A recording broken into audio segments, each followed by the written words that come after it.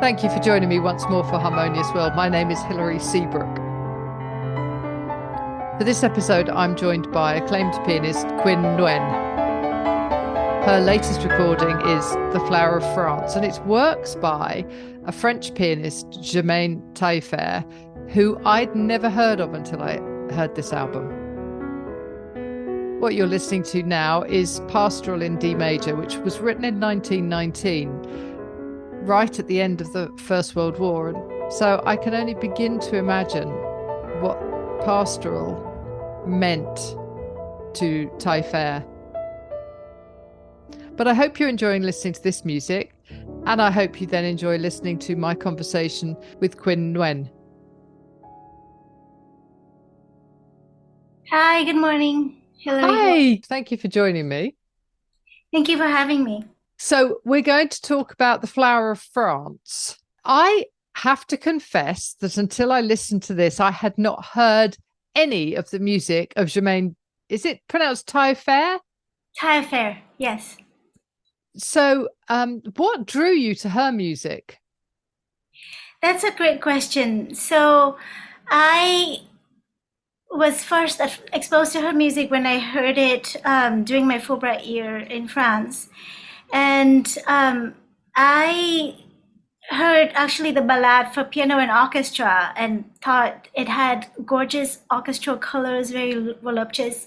It had some influences of Debussy, yet very romantic and just very dreamy.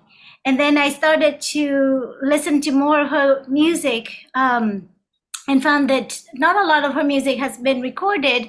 But what I did find were some pieces that were influenced by Chopin. I was drawn to the dreaminess and the romanticism of Chopin, like in the Impromptu or Romance, some of her earlier works. I also thought that they were as beautiful and as or even more than the pieces by Satie, even though they were similar to that in the sense that they were miniature pieces. And they had some influences of Debussy, and just there were some very interesting harmonic twists also. And I was just completely drawn to the beauty and the interesting harmonic twists in her music. And then I started to read about her life, and I found it just absolutely incredible about how she was just such an amazing composer. She wrote hundreds of works over almost 70 years of her life. She continued composing despite so many challenges in life, especially with the men in her life, first with her father and then her two husbands, who one of them was abusive and the other, they both actually, all three were very unsupportive of her music. And so not only did I fall in love with her music, I was also incredibly just in awe of her determination and her strength and her love for music, despite all the hardships that she went through. And she started learning music actually very early on with her mother, behind her father's back. That's how much against music he was.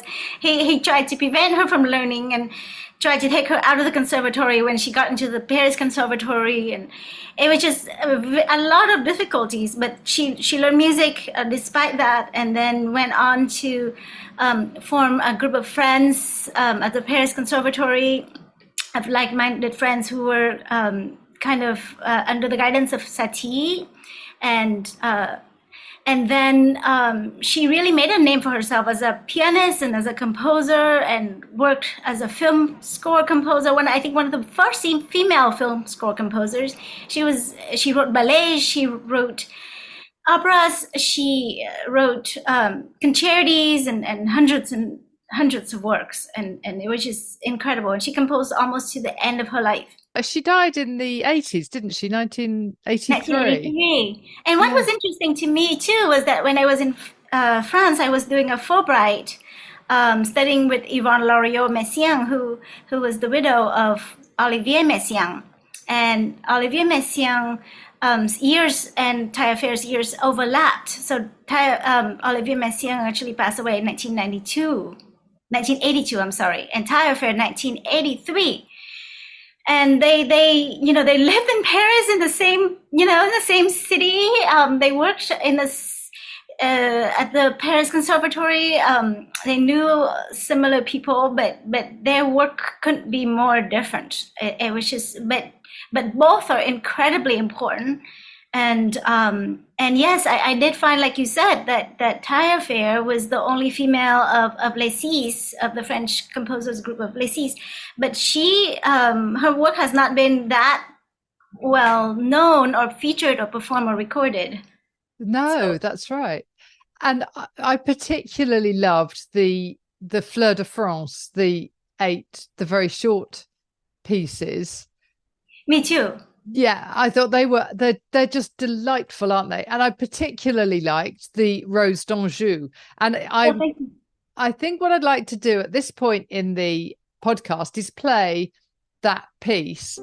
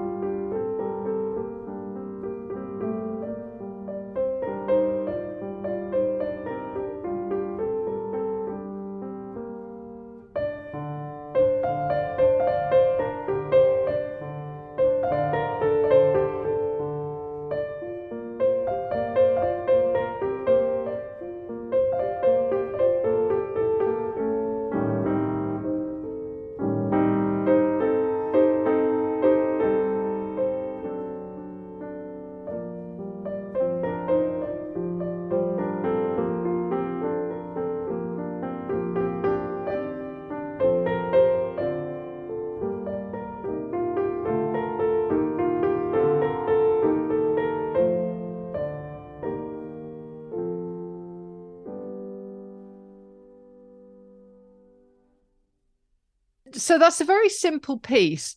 Is it simple to play, or is it are there nuances that you as a professional musician add? How does that work? Yes, so I think technically regarding virtuosity, it's definitely not a virtuosic piece, but it's all about, I think, trying to create a special atmosphere and color and imagination, and just enjoying the beauty of the sound. Yes. The sound world. And just like you said, what I love about her music is just such full of imagination, and you can really let your mind wander and dream.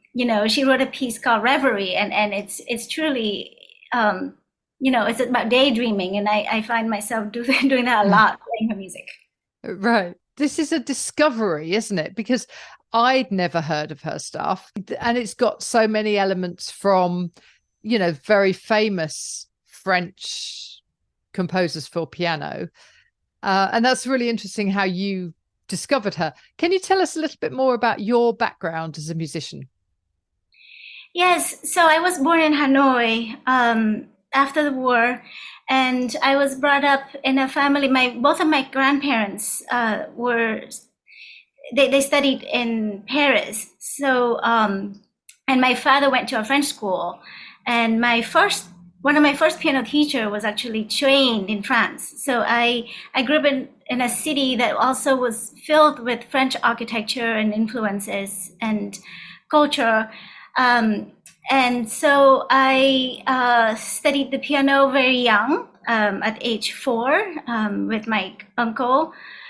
And then I enrolled in the Hanoi Conservatory at age 6, and then received a full scholarship to study at the Gnesin Institute in Moscow at 13. And then at 14, I followed my family to go to California. And there I studied with Robert Turner, who was a professor at USC. And he was trained at Juilliard under the Levines, the famed Russian pianists, the duo. And so at 17, I got a scholarship to study at Juilliard, and I did my bachelor's there. And then I studied with Jerome Rose, who won the Busoni competition at Mannes College of Music.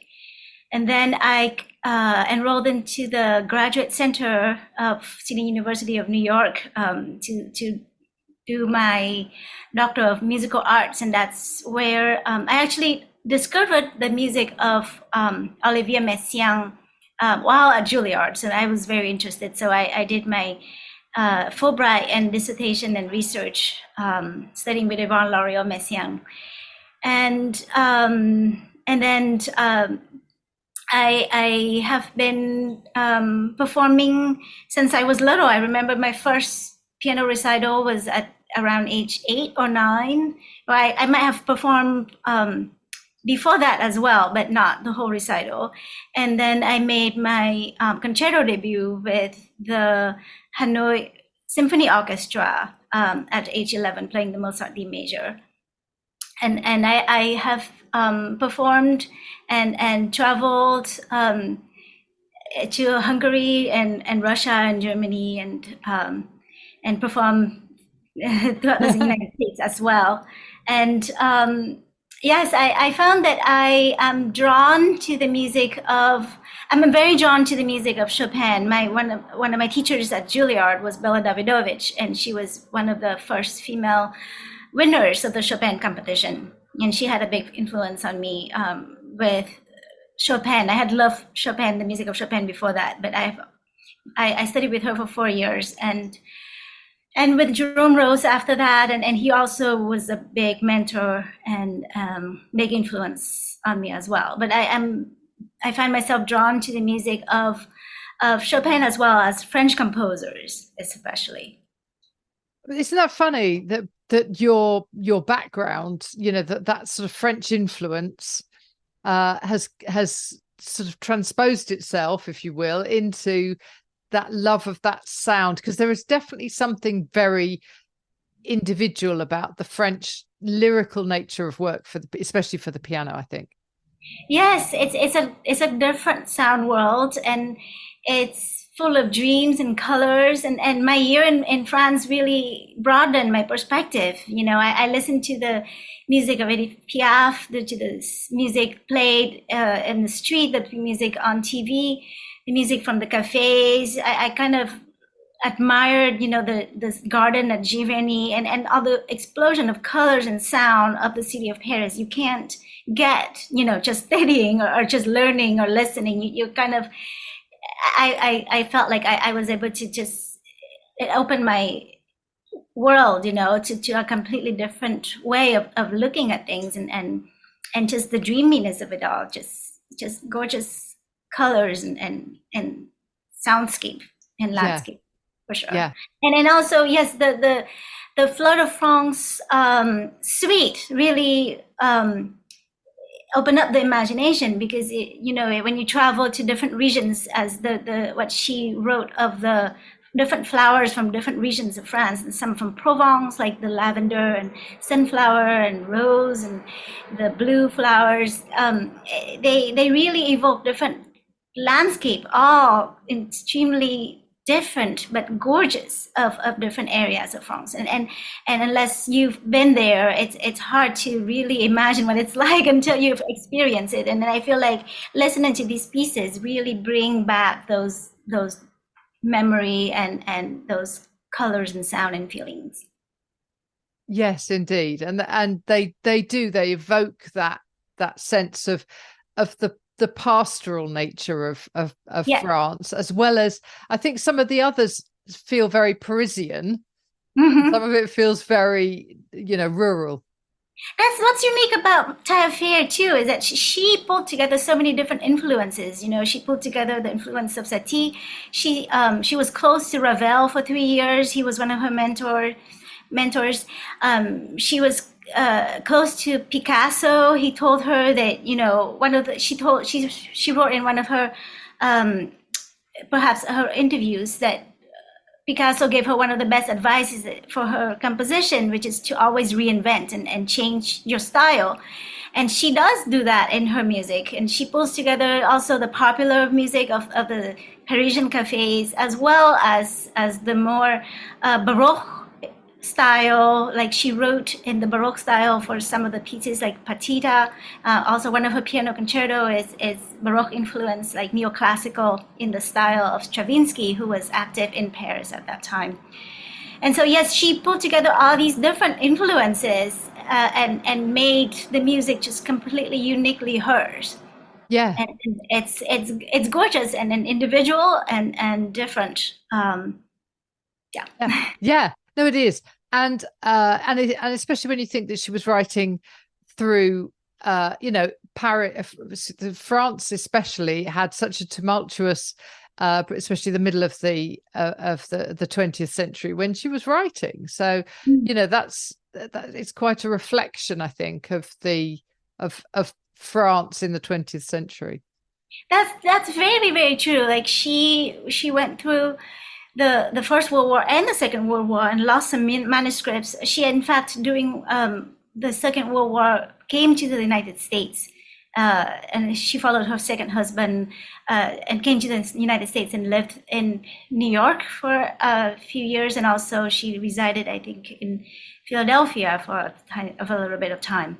And so she went, and then she went back to France. But yeah, it's a very tumultuous time and in flux. And the amazing thing about her is that she said that music was what was kind of like her refuge, if you will. She had so much hardship in her life, in her personal life, as well as just in the world in general. And she said that she went to music because it's beautiful, and she went there to escape, and she creates happy music to deal with some of the hardships.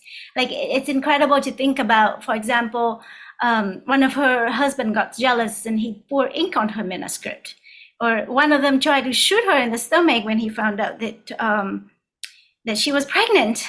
Wow. And it's incredible, just how she was treated as a woman and as a composer. And throughout it all, she persevered, and not only that, she just went on composing despite all of that, and lived with that joy and with that love and passion for music.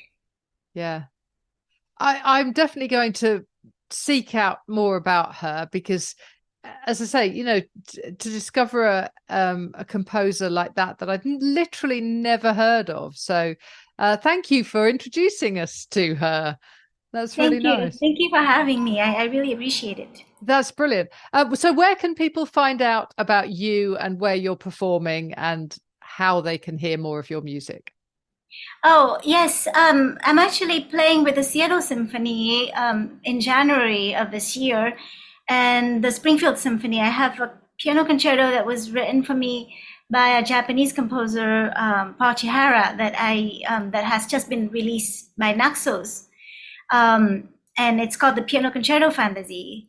And I also have a website. It's Quynh, it's Quynh, piano, QuynhPiano.com. And I'm on Facebook and Instagram as well. Excellent. Brilliant. Well, I'll make sure that those links are on my show notes. Thank you. Thank you so much. That's great. Thank you so much for talking to me, Quynh. I really appreciate it. Thank you for having me.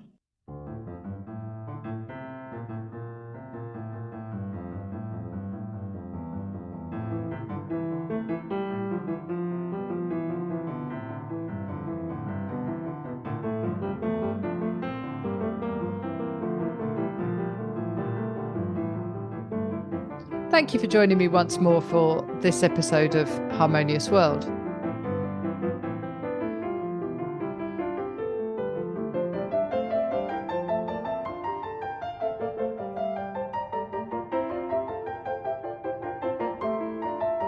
What you're listening to now is Fugue, which is number 4 from L'Aile des Roues, which is a suite of 5 pieces that Taillefer wrote in 1952.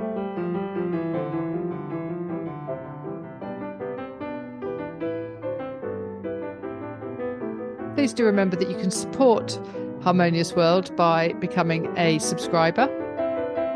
The links are all in the show notes. And if you could rate and review, that would be great too. Share this podcast. I'm getting more and more listeners, and I'm just happy that all of you enjoy listening to my conversations with these amazing musicians. So thank you for joining me once more for Harmonious World, and have a great week.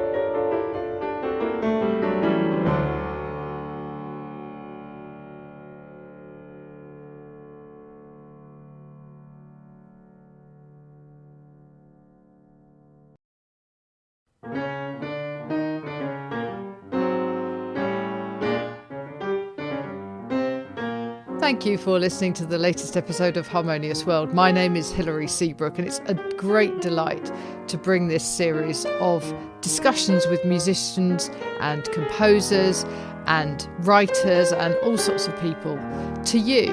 Obviously, there's no point in having a podcast if people aren't listening, and I'm very grateful to my listeners for doing so. Thanks also to Joe English for composing and performing this new theme tune. So wherever you get your podcast, you can leave a review. You can share this with your friends and family, either as a link or on social media and that sort of thing. I'd be really grateful for that. Don't forget that you can subscribe now. There's a link wherever you get your podcasts. So have a great week, and please remember why I started this, which is just to try and make the world a little more harmonious. Thanks for listening to Harmonious World.